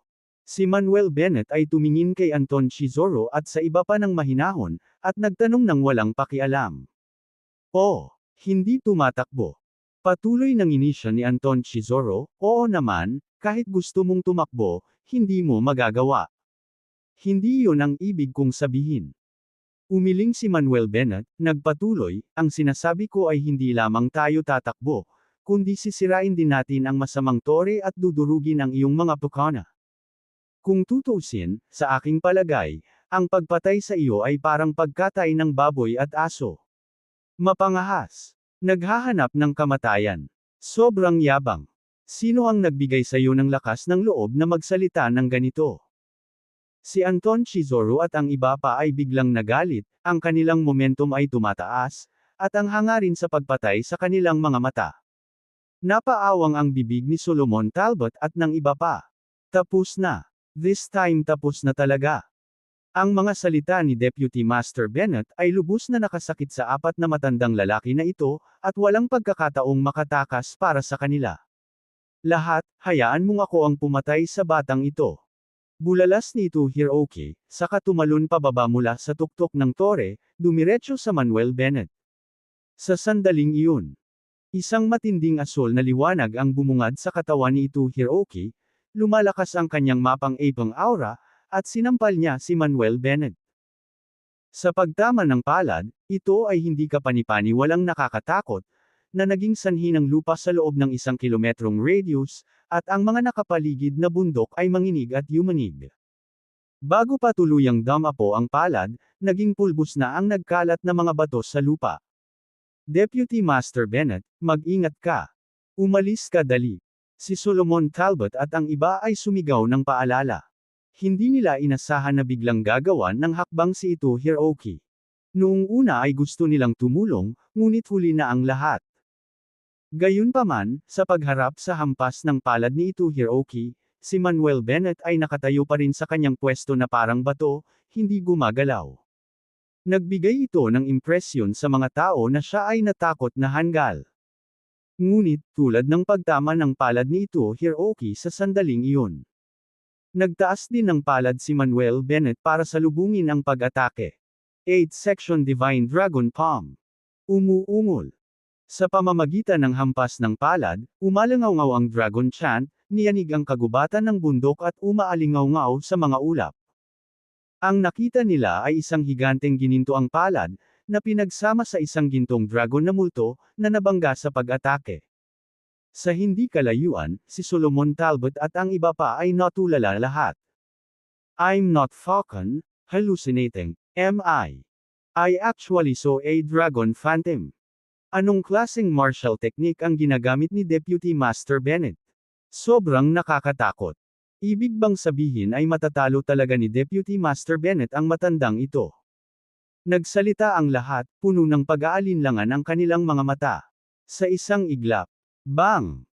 Habang nagsasalpukan ang kanilang mga palad, isang nakasisilaw na liwanag ang bumungad, kasama ang isang nakakatakot na shockwave at mabangis na true chi. Sa paligid, ang mga bundok ay lalong nawasak, na may mga nakakalat na bato na lumilipad sa paligid. Ang susunod na segundo. Arg! Isang masakit na sigaw ang pinakawalan ni Ito Hiroki at diretsyong napabalikwas. Sa isang umuusbong na tunog, binasag niya ng husto ang tuktok ng 8 huge tower, na dumura ng isang subaw ng dugo. Nabasag din ang 8 huge tower dahil sa impact. Hindi lang nabasag ng palad ni Bennett ang kanang braso ni Ito kundi nagdulot din ito ng internal injuries. Kuya Hiroki. Sina Anton Shizoro, Noah Kinsey, at Bill Monroe ay sumigaw na hindi makapaniwala sa kanilang mga mata. Una nilang inakala na kayang durugan ni Ito Hiroki si Manuel Bennett sa isang hampas ng palad. Gayunpaman, hindi nagkatotoo ang kanilang naisip na eksena. Sa halip, si Ito Hiroki ang pinalipad sa pamamagitan ng hampas ng palad, at nagluwa pa ng dugo. Hindi naghihintay para sa lahat na mabawi ang kanilang mga pandama. Mabilis na sumugod si Manuel Bennett, tumalon ng mataas sa himpapawid, iniabot ang kanang kamay upang hawakan ang binti ni Ito Hiroki, at pilit siyang pinabagsak. Boom! Ito Hiroki ay bumagsak sa lupa na parang sandbag, na nag-iwan ng hugis tao na bunganga sa lupa. Napasigaw siya sa sakit, pakiramdam niya ay nabali ang lahat ng buto sa kanyang katawan at nabasag ang kanyang mga laman loob. Mamatay! Umungol si Manuel Bennett, bumaba mula sa langit at mabangis na tinatapakan ang dibdib ni Ito Hiroki. Dumagundong. Ang lupa ay gumuho sa ilalim ng puwersa. Ang katawan ni Ito Hiroki ay nakabaon sa lupa, bumulwak ang dugo sa kanyang bibig, at pagkatapos ng ilang beses na pagkibot ng kanyang katawan ay biglang huminto ang kanyang hininga. Sa isang iglap, tumahimik ang eksena, at tanging ihip ng hangin na umiihip sa kabundukan ang maririnig. Natulala si Solomon Talbot at ang iba pa. Napatulala din si Anton Shizoro at ang dalawa pa. Ang lahat ay nakatitig habang nakabuka ang kanilang mga bibig, naninigas sa kinalalagyan, lumulunok ng may kaba, ngunit hindi sila makapagsalita. Nakatayo sa gitna ng mga durog na bato, tumangala si Manuel Bennett kay Anton Shizoro at sa iba pa, at mayabang na sinabi, "Sabihin mo sa akin, kung papatayin kita, hindi ba ito ay tulad ng pagkatay ng baboy at aso?" Habang nahulog ang mga salita, ang daming sumabog. Good killing, sobrang refreshing, sobrang refreshing. My goodness, ang galing ni Deputy Master Bennett. Una sa isang suntok, pinalipad niya ang matandang lalaki, pagkatapos ay tinapakan siya ng isang paa hanggang mamatay. Pangalawang pagpatay. Deputy Master Bennett, napakalakas mo, ikaw ang aking idolo, ang aking walang hanggang idolo. Ang mga bulalas ng pagkabigla, paghanga, at hiyawan ay walang katapusang, umaalingaw-ngaw sa mga bundok. Kabanata 438, Kabanata 438, Mabangis na Labanan sa Desolate Mountain. Sa sandaling ito, si Solomon Talbot at ang iba ay nakakuha ng mas malinaw na pag-unawa sa lakas ni Manuel Bennett. Ito Hiroki ay isang Great Grandmaster Perfection Powerhouse. Sa hindi inaasahang pagkakataon, nadurog siya sa isang paa. Kung ito ay ikalat, sino ang maniniwala? Sino ang maglalakas loob na maniwala dito? Pero totoong nangyari ang eksenang ito at nasaksihan nila. Kinailangan nina Anton Shizoro, Noah Kinsey, at Bill Monroe ng ilang sandali upang mabawi ang kanilang mga pandama. Si Anton Shizoro ay umungal sa galit at sumigaw, "Munting hayop, naghahanap ka ng kamatayan, naghahanap ng kamatayan. Munting hayop, maglakas loob kang patayin si Kuya Hiroki. Pupunitan namin ang katawan mo sa libu-libong piraso. Munting hayop, hindi lamang ikaw, kundi ang mga taong ito, papatayin ko kayong lahat, hinding-hindi na kayo papayagang maipanganak muli." Parehong galit na umungol sina Noah Kinsey at Bill Monroe, dahil ang kanilang mga mata ay puno ng mga ugat ng dugo. Ang batang ito sa East Nation ay talagang pinatay si Ito Hiroki sa ilalim mismo ng kanilang mga ilong. Ito ay provocation. Ito ay pagmamataas. Ito ay kahihiyan. Sinugod ni Anton Chizoro sina Noah Kinsey at Bill Monroe, kapatid na Noah, kapatid na Bill, iwan mo sa akin ang maliit na hayop na ito, at alagaan mo ang siyam na iba pa. Sige. Malakas na tumugon sina Noah Kinsey at Bill Monroe. Patayin. Si Anton Chizoro ay umungal at tumalon pababa mula sa tuktok ng tore, patungo kay Manuel Bennett. Tumalon din si Noah Kinsey at Bill Monroe, inatake si Solomon Talbot at ang kanyang koponan. Nakita si Anton Chizoro na sumusugod sa kanya. Malakas na sumigaw si Manuel Bennett, Team Leader Talbot, mag-ingat ka, tutulungan kita pagkatapos kong tapusin ang matandang ito. Sige. Deputy Master Bennett, mag-ingat ka rin. Si Solomon Talbot at ang iba pa ay sumigaw pabalik at sumugod kay Noah Kinsey at Bill Monroe. Munting hayop, hindi mo man lang maprotektahan ang iyong sarili, ngunit mayroon kang oras upang mag-alala tungkol sa iba. Pumunta sa impyerno. Si Anton Chizoro ay lumundag, pinakilos ang tunay na chi sa kanyang katawan sa sukdulan, ibinaba ang isang palad, at hinampa si Manuel Bennett. Thousand Soul Devouring Palm. Isang higanteng itim na palad na may dalang hindi mabilang na mga malisyosong kaluluwa at isang napakalaking aura ng kamatayan ang sumalakay kay Manuel Bennett. Sa isang iglap, ang lahat ng mga halaman sa lupa ay ganap na nalanta, nawawala ang lahat ng mga palatandaan ng buhay. Sa makatuwid, nang malaman na agad na napatay ni Manuel Bennett ang isang Master Grand Perfection Powerhouse, hindi na niya minamaliit si Manuel Bennett. Nagsimula siya sa kanyang mga killing moves. Sakto nang tumama ang palad ni Anton Chizoro. Nagtaas din ng palad si Manuel Bennett para mag-counterattack. 8th Section Divine Dragon Palm. Sa pamamagitan ng isang hampas ng palad, ang ginintoang liwanag ay nakasisilaw, at ang gintong dragon ay umungal, lumalaban sa langit at lupa. Sa isang iglap. Bang! Malakas na nagsalpukan ang magkabilang palad, na gumawa ng muffled impact sound. Nagbanggaan din ang lumulutang na gininto ang dragon at ang lumulubog na mga malisyosong kaluluwa, niyanig ang langit at lupa. Boom boom boom. Sinabayan pa ng sunod-sunod na nakakabinging pagsabog. Ang lahat ng mga malisyosong kaluluwa ay napunit at nawasak ng gintong dragon. Og! Isang masakit na sigaw ang pinakawalan ni Anton Chizoro, at ang kanyang buong katawan ay sumabog paitaas. Sa proseso ng pag-akyat sa langit, ang kanyang kanang braso ay nabasag, at ang dugo at abo ng buto ay random na nagkalat. Isang hampas lang ng palad ang direktang napilayan ang kanang braso ni Anton Chizoro. Ang malakas na lakas ni Manuel Bennett ay nagpagulat kay Anton Chizoro. Gayunpaman, hindi tumigil doon si Manuel Bennett, bagkus ay tumapak sa lupa at pumailan lang sa langit, na ikinamatay ni Anton Chizoro sa itaas ng langit. Gusto niyang patayin ang matandang lalaki na ito sa lalong madaling panahon at pagkatapos ay tulungan si Solomon Talbot at ang iba pa. Kung tutuusin, kaharap nila ang isang maagang Martial Saint Powerhouse at isang Great Grandmaster Perfection Powerhouse. Napakadelikado ng kanilang sitwasyon. Nakita si Manuel Bennett na nagmamadali. Halos matakot si Anton Chizoro sa kanyang talino. Ang batang ito ay sadyang baliw. Matapos lamang makayanan ang kanyang palad, hindi ba kailangan niya ng ilang oras upang makabawi?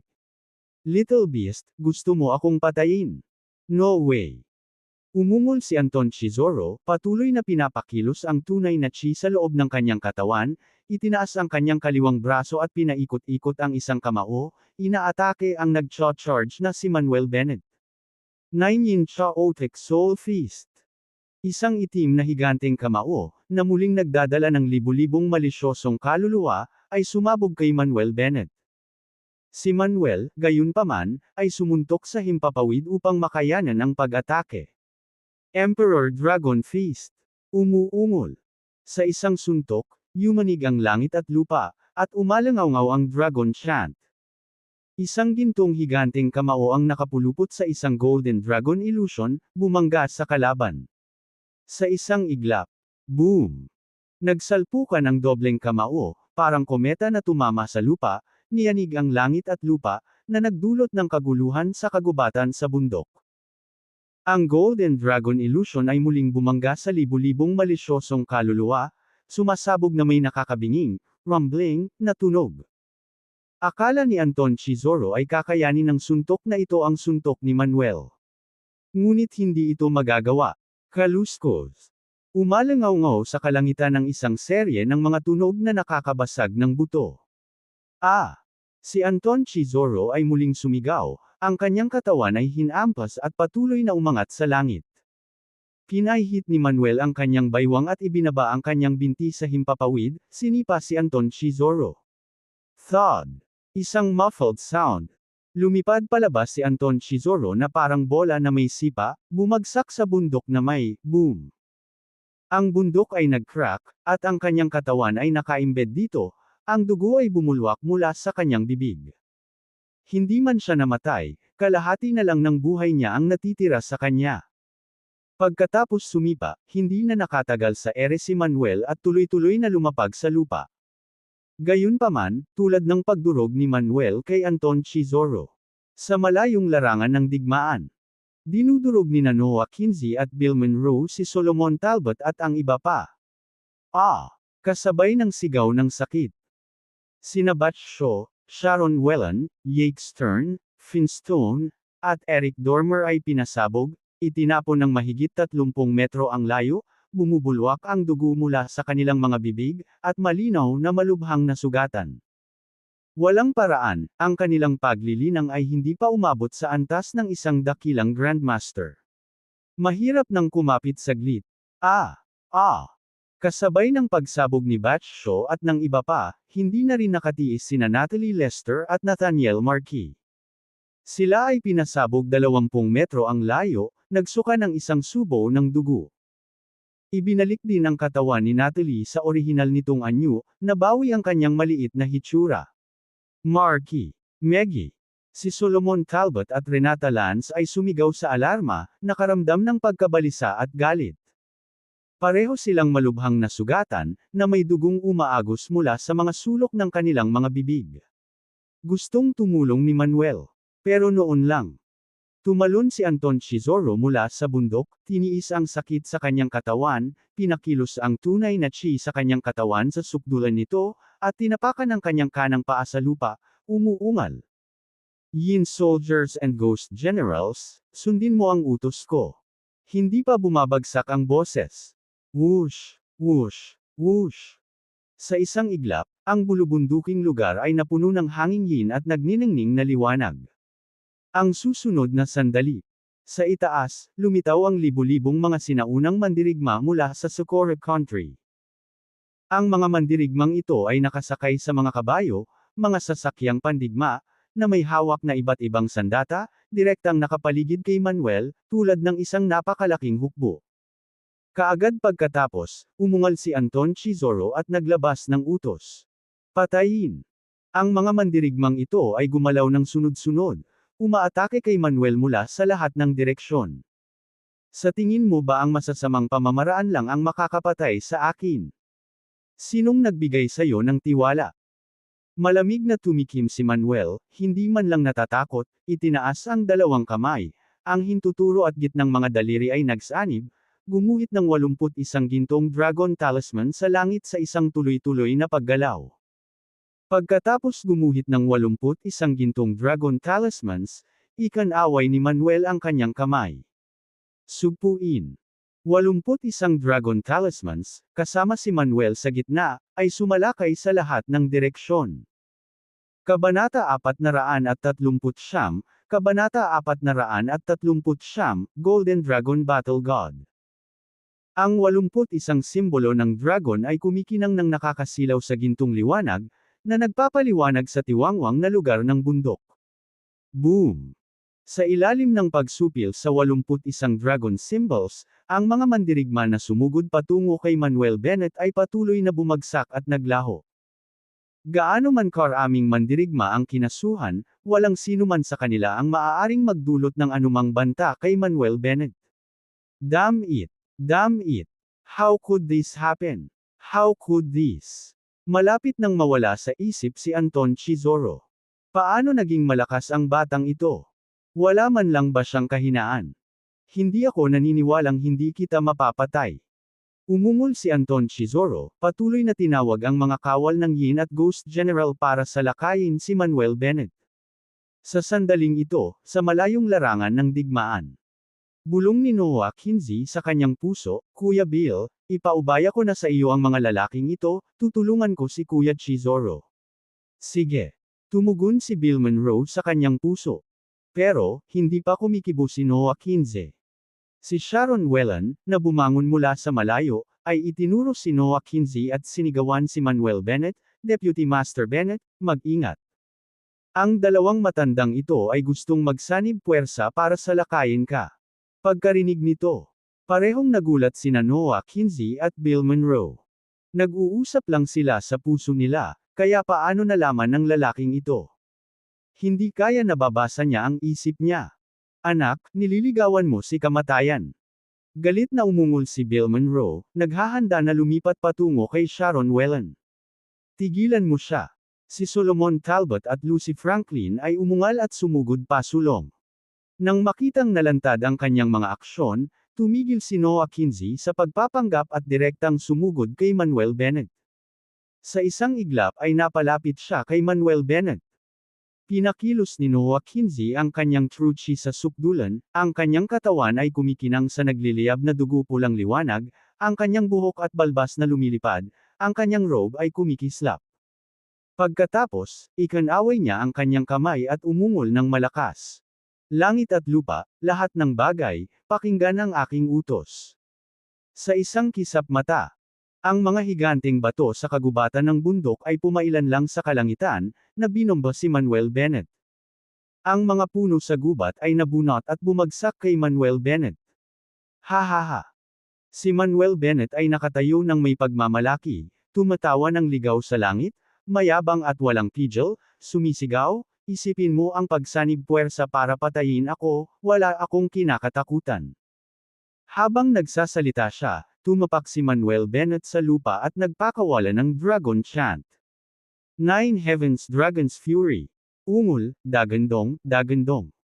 Ang tunog ng Dragon Chant ay umalangaw sa kagubatan ng bundok, niyanig ang langit at lupa. Siyam na anino ng gintong dragon ang umungal mula sa katawan ni Manuel Bennett, umaatungal sa lahat ng direksyon kung saan si Manuel Bennett ang sentro. Ang eksenang ito ay labis na nagulat sa lahat ng naruroon. Diyos ko! Gaano kalakas naging si Deputy Master Bennett? Nakita ko talaga ang siyam na gintong dragon. Katulad ng tunay na Nine Heavens Divine Dragon. Masyadong nakakatakot. Masyadong makapangyarihan. Masyadong laban sa langit. Gulat na sigaw ni Natalie Lester at ng iba pa sa di kalayuan. Sa sandaling ito, ang siyam na anino ng ginintoang dragon ay umungal, na kasing yabang ni Manuel Bennett mismo, walang kapares sa mundo, winalis ang libu-libong sundalo at mga kabayo, at dumurog sa mga higanteng bato at puno. Ang mga pag-atake na ginawa ni na Anton Chizoro at Noah Kinsey ay ganap na nabasag. Pareho silang hindi nakayanan ang epekto ng siyam na anino ng ginintoang dragon, sumisigaw ng malungkot habang nagsusuka ng dugo, lumilipad pabalik. Isa sa kanila ang bumagsak sa bundok. Dapat mong malaman na ang mga ito ay mga ilusyon lamang ng gintong dragon, at ang kanilang kapangyarihan ay nakakatakot na. Sinabi ni Neil Kuntz kay Manuel Bennett na kung ang Nine Heavens Dragon's Fury ay linangin hanggang sa mga huling yugto, ang siyam na Golden Dragon na ilusyon na ito ay maaaring mag-transform sa totoong mga dragon. Kung tungkol sa sinabi ni Neil Kuntz, kalahating naniniwala at kalahating nagdududa si Manuel Bennett. Kung tutuusin, pakiramdam niya ay napakalayo pa niya sa hakbang na iyon. Sa sandaling iyon, sa malayong larangan ng digmaan. Matapos talunin sina Solomon Talbot at Lucy Franklin, bumulong si Bill Monroe sa kanyang puso, Kuya Chizoro, Kuya Kinsey, hindi tayo kalaban ng batang ito. Tumakas tayo ng mabilis. Sige. Sina Anton Chizoro at Noah Kinsey ay tumugon sa kanilang mga puso. Pero bago pa sila makagalaw, muling sumigaw si Sharon Whelan kay Manuel Bennett, Deputy Master Bennett, ang tatlong matandang ito ay gustong tumakas. Ikaw, damn bastard! Kasuklam-suklam, kasuklam-suklam! Si Anton Chizoro at ang dalawa pang nakatitig kay Sharon Whelan, halos maramdamang sesabog na ang kanilang mga baga sa galit. Anong meron sa lalaking ito? Bakit alam niya ang iniisip nila? Anuman, si Anton Chizoro at ang dalawa pang dalawa ay hindi na nagdalawang isip pa at tumakbo palayo. Bukod dito, matalino silang tatlo at piniling tumakas sa iba't ibang direksyon.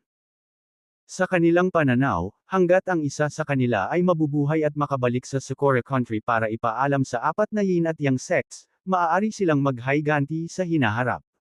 Sinusubukang tumakas. Delusional. Muling ginamit ni Manuel Bennett ang teknik na Nine Heavens Dragon's Fury. Umuungol. Muling tumunog ang napakagandang dragon chant. Sa kanila, 9 na anino ng gintong dragon ang umungal at sumugod kay Anton Chizoro at sa iba pa. Nang makita ang 9 na anino ng gintong dragon na umaatungal patungo sa kanila, si Anton Chizoro at ang iba pa ay may mga mukha na puno ng takot. Counterattack. Mabilis na counterattack. Naalarma ang sigaw ni Anton Chizoro, agad na pinakilos ang kanyang true chi sa sukdulan at naglunsad ng counterattack. Pinakilos din ni Noah Kinsey at Bill Monroe ang kanilang true chi sa sukdulan, na lumalaban ng buong lakas. Boom! Boom! Boom! Sinamahan ng isang serye ng mga nakakatakot na epekto at mga tunog ng pagsabog. Makikinang na nakasisilaw na liwanag at mabangis na marahas na enerhiya ay sumabog sa lahat ng direksyon. Hindi na nakayanan ng ilang kalapit na bundok ang presyon, ganap na gumuho. Hindi nakayanan ni Anton Chizoro at ng iba pa ang epekto ng 9 na anino ng gintong dragon, nagsusuka ng dugo mula sa kanilang mga bibig at lumipad palabas. Kahit na silang tatlo ay sama-samang nilipol ang 6 sa mga anino ng gintong dragon, 3 pa ang nanatiling hindi nasaktan. Ang natitirang 3 anino ng ginintoang dragon ay nagpatuloy sa mabilis na pag-charge, na tumusok sa dibdib ng 3 sa isang iglap. Ang susunod na sandali. Sinamahan ng pangwakas, sobrang matinis na hiyawan. Ang mga katawan ni Anton Chizoro at ng iba pa ay direktang sumabog, na naging madugong foam at tumalsik kung saan-saan.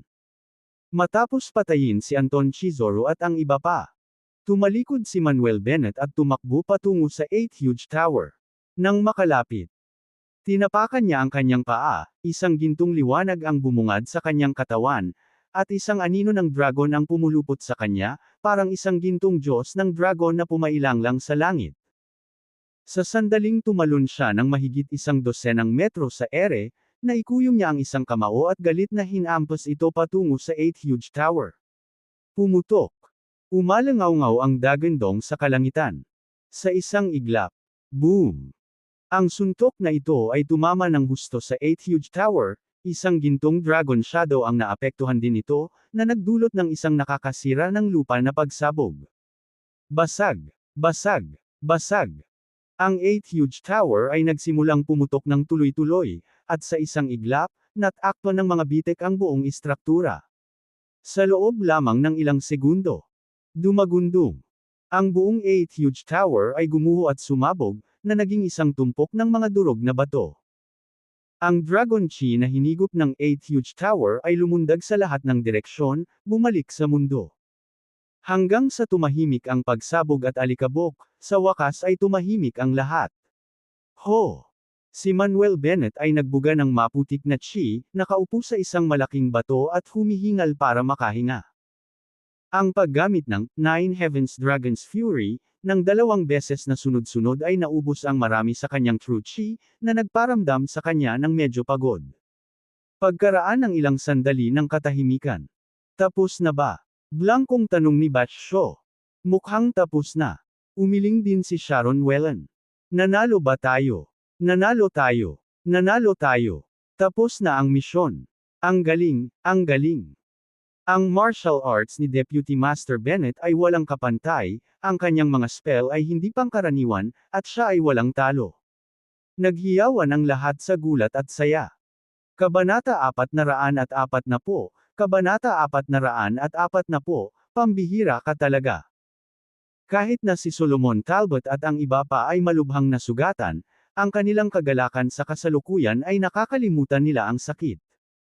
Kasunod nito, si Solomon Talbot at ang iba pa, na kinaladkad ang kanilang mga nasugatan na katawan, ay naglakad patungo kay Manuel Bennett. Sabay-sabay silang yumuko kay Manuel Bennett. Salamat, Deputy Master Bennett. Kung wala ka, hindi namin natapos ang misyon, lalo pat panatilihin ang aming buhay. Deputy Master Bennett, wala kaming galang kanina. Sana hindi mo ito isapuso. Deputy Master Bennett, mula ngayon, ikaw na ang Deputy Pavilion Master ng Hidden Dragon Pavilion. Kung may manggahas na hindi kilalanin ka, tuturuan ko sila ng leksyon. Nang makita ang mga mukha na may dugo sa harap niya, nagpakita ng magiliw ng ngiti si Manuel Bennett.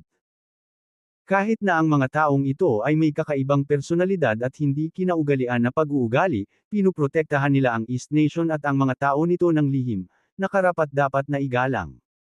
Sige, lahat tayo ay magkakapatid, kaya huwag na nating pag-usapan ito. Bahagyang ngumiti si Manuel Bennett at tumayo, tapos na ang misyon, uwi na tayo.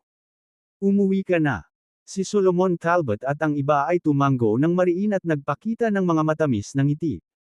Pagkatapos, umalis si Manuel Bennett at ang kanyang partido. Kung tungkol sa resulta, ipinaubaya ito sa mga miyembro ng sangay ng Tain City ng Hidden Dragon Pavilion. Nang bumalik sa hotel si Manuel Bennett at ang iba pa, pasado alas 4 na ng umaga. Sa isang marangyang suite, sinabi ni Manuel Bennett sa lahat, maligo kayong lahat at pagkatapos ay magtipon kayo rito. Ha? Nagdududang tanong ni Batch Shaw, Deputy Pavilion Master Bennett, hindi ba oras na para matulog pagkatapos maligo dahil gabi na? Ngumisi si Sharon Whelan, Deputy Pavilion Master Bennett, nagpaplano ka ba ng summary meeting? Anong summary meeting? Walang dapat I hope. Umiling si Manuel Bennett, nakangiti, ibig sabihin, pagkatapos mong maligo lahat, gagamutin ko ang mga sugat mo. Deputy Pavilion Master, alam mo rin ba ang medical skills? Napapikit si Natalie Lester at nagtanong. Ngumiti si Manuel Bennett at sinabing, nakalimutan na ba ninyong lahat ang aking ibang pagkakakilanlan sa Hidden Dragon Pavilion? Oh! Ipinalakpak ni Solomon Talbot ang kanyang mga kamay at napabulalas. Lahat, si Deputy Master Bennett ay kapitan din ng Heavenly Medical Group. Humajijek si Natalie Lester, tama. Wow, muntik ko nang makalimutan. Sabi ni Renata Lance, maligo ka na dali tapos magtipon ka dito. Huwag mong paghintayin si Deputy Pavilion Master Bennett. Oo. Sabay-sabay na tugon ng lahat. Pagkatapos, isa-isang lumabas ng silid si Solomon Talbot at ang iba pa. Pumunta rin sa banyo si Manuel Bennett at naligo. Pagkatapos maligo, nagpalit ng damit si Manuel Bennett at hinintay ang lahat sa sala. Maya-maya, natapos na ang lahat sa pagligo at sunod-sunod na nagsidatingan. Si Solomon Talbot at ang iba pang mga lalaki ay nakasuot lang ng pantulog at lumapit. Sina Renata Lance at Natalie Lester ay nakabihis ng maayos bago dumating. Sinilip ni Manuel Yeager ang lahat at sinabing, tanggalin ang iyong pangitaas, umupo ng naka-crossleg, at gagamutin ko ang iyong mga sugat. Okay. Sumang-ayon si Solomon Talbot at ang iba at pagkatapos ay hinubad ang kanilang mga pantulog at naupo ng naka-cross-legged. Tanging sina Renata Lance at Natalie Lester lang ang nag-alinlangan at hindi sumunod. Wind Team Leader, Blue Team Leader, anong meron? Curious na tanong ni Manuel Bennett. Bahagyang namula ang mukha ni Natalie Lester at nagtanong, kailangan din ba naming maghubad ng damit namin ni Renata? Agad na natauhan si Manuel Bennett at nakangiting sinabi, hindi mo kailangang habarin ang lahat ng iyong damit, mag-iwan ka lang ng isang piraso ng panloob na damit. Well, okay. Tumango si Natalie Lester at nahihiyang sinabi, Deputy Pavilion Master Bennett, huwag kang sumilip. Si Manuel Bennett ay tumawa ng kinakabahan at tumango. Sa totoo lang, napakaganda at cute ni Natalie Lester, kaya hindi napigilan ng mga tao na maawa sa kanya sa isang sulyap. Ngunit nang maisip ni Manuel Bennett ang anyo ng pakikipaglaban ng dalaga, hindi niya maiwasang kiligin. Panunokso ni Batch Shaw, Captain, makatitiyak ka na tiyak na walang ganoong intensyon si Deputy Master Bennett sa iyo. Sa matipuno mong figure sa Amazon, matatakot ang sinumang makakakita nito, Okay. Agad na sumabog sa galit si Natalie Lester, na ikinumpas ang kanyang kamao. Batch Shaw, sinusubukan mo bang mabugbog ang iyong sarili? Captain, nagkamali ako. Napailing si Batch Shaw sa takot. Nang makita ang takot na anyo ni Batch Shaw, nagtawanan ang lahat. Ngumuso si Natalie Lester at hinubad ang kanyang prinsesa na damit, suot lamang ang masikip na damit habang naka-cross-legged. Namula rin si Renata Lance, naghubad ng coat, at naupo ng naka-cross-legged. Sinulyapan ni Manuel Bennett si Renata Lan, at hindi maiwasang mapabuntong hininga sa kanyang puso. Marahil dahil sa pagsasanay ng martial arts sa loob ng maraming taon, ang babaeng ito ay may kahangahangang figure, na may kalamnan kung saan siya dapat magkaroon nito, at payat sa mga lugar na dapat ay. Lalo na ang kanyang balat na kulay trigo, puno ito ng kalusugan at sigla. Deputy Master Bennett, pwede na ba tayong magsimula? Nalaman din ni Renata Lance na nakatitig sa kanya si Manuel Bennett, namumula ang mukha, mukhang nahihiya. Kung sino mang ordinaryong lalaki ang nakatitig sa kanya ng ganito, binubugbog na niya ang mga ito. Ngunit para kay Manuel Bennett, siya ay nagtataglay ng walang hangganang paghanga at pagkamangha. Pagkatapos ng lahat, si Manuel Bennett ay ganap na nalampasan siya sa martial arts at geomancy metaphysics. Siya ay ganap na nagpasakop sa kanyang puso at mga salita. Oh, pwede na tayong magsimula. Mabilis na umiwas ng tingin si Manuel Bennett, kumuha ng siyam na enhancing pills mula sa kanyang storage ring at ibinigay ito kay Solomon Talbot at sa iba pa. Elixir ba ito? Ang tanong ni Batch Shaw nang kunin niya ang elixir. Mariing sinabi ni Sharon Whelan, may pill mark dito, ito ay ganap na isang elixir, at ito ay isang dekalidad na elixir. Ngumiti si Manuel Bennett, tama ka, ito ang elixir na pinino ko, na tinatawag na nurturing origin pill. Ito ay may mahimalang epekto sa pagpapagaling ng mga panloob na pinsala. Ano? Nagbago ang mukha ni Solomon Talbot, Deputy Master Bennett, you can refine elixirs too. Alam ko ng kaunti. Tumango si Manuel Bennett. Diyos ko, Deputy Master Bennett, napakaganda mo talaga. Hindi lamang ang iyong martial arts ay namumukod-tangi at ang iyong mga spelling ay hindi pangkaraniwan, ngunit maaari mo ring pinuhin ang mga elixir. May hindi ka kayang gawin. Binigyan ni Natalie Lester ng thumbs up si Manuel Bennett. Si Renata Lance at iba pa ay namamangha rin kay Manuel Bennett, na lalong humanga sa kanya. Ngumiti si Manuel Bennett at kumaway, sige, sapat na ang pag-uusap. Magmadali kayong lahat at kunin ang elixir, pagkatapos ay magsimulang magtanim. Susunod, magsagawa ako ng acupuncture para sa iyo upang mapabilis ang iyong paggaling mula sa pinsala. Kung magiging maayos ang lahat, tatagal lang ng ilang oras para gumaling ang iyong mga sugat. Si Jake Stern ay mukhang nalilito, ilang oras na lang para gumaling ang ating mga sugat. Umiling si Finstone, napakalubha ng aming mga pinsala na kahit na may pinakamahusay na mga kasanayan sa medikal, imposibleng ganap na mabawi sa loob ng ilang oras.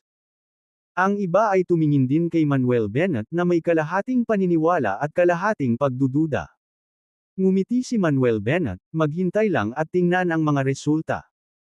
Hindi na nagsalita pa si Solomon Talbot at ang iba pa, sa halip ay kinuha ang elixir ng isa-isa at nagsimulang magsanay ng kanilang mga kasanayan sa paglilinang. Pagkatapos ay naglabas si Manuel Bennett ng isang kahon ng mga pilak na karayom, pinakilos ang tunay na chi sa kanyang katawan, itinuon ang kanyang atensyon, at malakas na ibinaba ang kanyang kanang kamay. Whoosh! Whoosh! Whoosh! Sa pamamagitan ng gintong true chi na bumabalot sa siyam na pilak na karayom, pumailan lang sila sa kalangitan, gumuhit ng mga parabolic arc sa hangin bago tumusok sa isang acupoint kay Solomon Talbot at sa iba pa. Hum! Hum! Hum!